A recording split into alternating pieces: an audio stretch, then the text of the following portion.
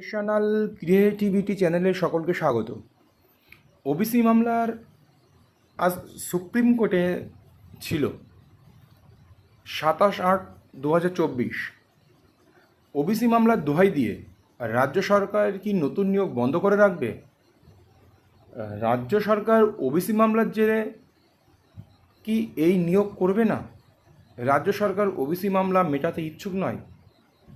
এই সমস্ত বিষয়ে একাধিক প্রশ্ন উঠে আসছে, কারণ রাজ্য সরকারের মনে হয় সদিচ্ছায় নেই যে সুপ্রিম কোর্টের ওবিসি মামলা মিটে যাক বা আমরা নিয়োগ প্রক্রিয়া নতুন নিয়োগ প্রক্রিয়া শুরু করি। এই যে কারণ নতুন নিয়োগ প্রক্রিয়া শুরু হলে অনেক নিয়োগ দিতে হবে, তার জন্য অনেক বেতন দিতে হবে। যে ওবিসি কেন্দ্র সরকারের ওবিসি মামলার জন্য নিয়োগ আটকে রয়েছে, এই দোহাই তো আমরা দেখাতে পারবো। কি হলো সুপ্রিম কোর্টে আজকের ওবিসি মামলা, বিস্তারিত জানুন। আজ ফের ওবিসি মামলাটি শুনানির জন্য উঠল দেশের সর্বোচ্চ আদালত সুপ্রিম কোর্টে। পশ্চিমবঙ্গ সরকার মঙ্গলবার জবাব দেওয়ার জন্য সময় চেয়েছে। পশ্চিমবঙ্গ সরকারই চেয়ে নিয়েছিল এই সময়।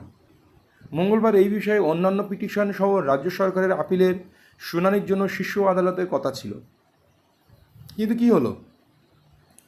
সিনিয়র অ্যাডভোকেট কপিল সিব্বল রাজ্য সরকারের পক্ষে উপস্থিত হয়ে প্রধান বিচারপতি ডিওয়াই চন্দ্রচূড় ও বিচারপতি জেবি পারদিওয়ালা এবং মনোজ মিশ্রের সমন্বয়ে গঠিত বেঞ্চ এই বিষয়ে অন্য পক্ষ বিশাল নথিপত্র দাখিল করেছে।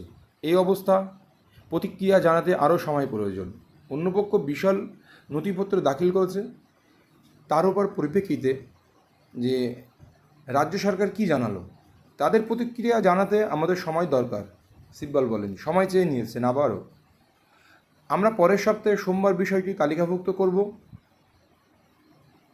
Chief justice of supreme court প্রত্যুত্তরে বলেন, 20 আগস্ট রাজ্য সরকার হাইকোর্টের রায়ের বিরুদ্ধে জরুরি শুনানির জন্য অনুরোধ করেছিল।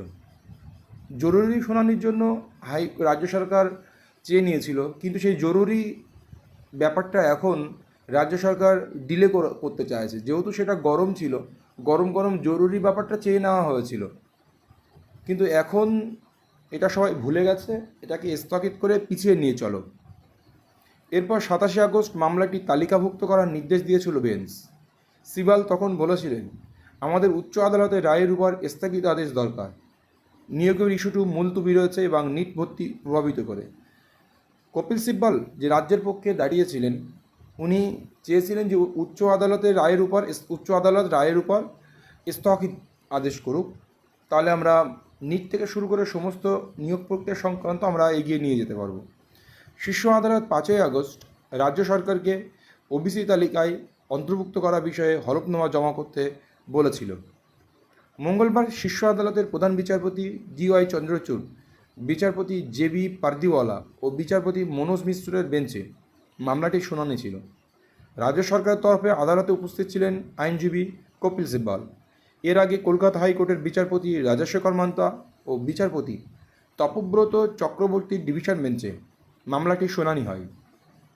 ডিভিশন বেঞ্চের নির্দেশ ছিল 2010 সালের পর থেকে তৈরি হওয়া সব ওবিসি শংসাপত্র বাতিল করতে হবে।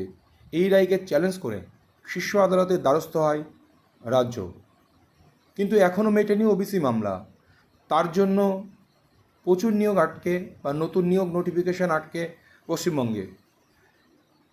পিএসসি ভবন বা অন্য কোনো দপ্তরে ক্যান্ডিডেটরা যদি নিয়োগের জন্য আবেদনপত্র দাখিল করে, ঊর্ধ্বতন কর্তৃপক্ষ সেই দপ্তরে বলে দিচ্ছে যে ওবিসি মামলার জন্য নতুন নিয়োগ প্রক্রিয়া আটকে, ওবিসি মামলা না হওয়া পর্যন্ত এই নিয়োগ প্রক্রিয়া সম্পন্ন করা সম্ভব নয়। কিন্তু এখানে আমরা দেখতে পাচ্ছি বিভিন্ন কলেজে ভর্তি প্রক্রিয়া শুরু হয়েছে, যেখানে ওবিসিকে মান্যতা দেওয়া হয়েছে, কিন্তু রাজ্য সরকার ওবিসির দোহাই দিয়ে নিয়োগ করাতে চাইছেন না। এই হচ্ছে ওবিসি সংক্রান্ত বিভিন্ন তর্ক বিতর্ক। আর আজকে সুপ্রিম কোর্টের ওবিসি মামলা নিয়ে এই আপডেট।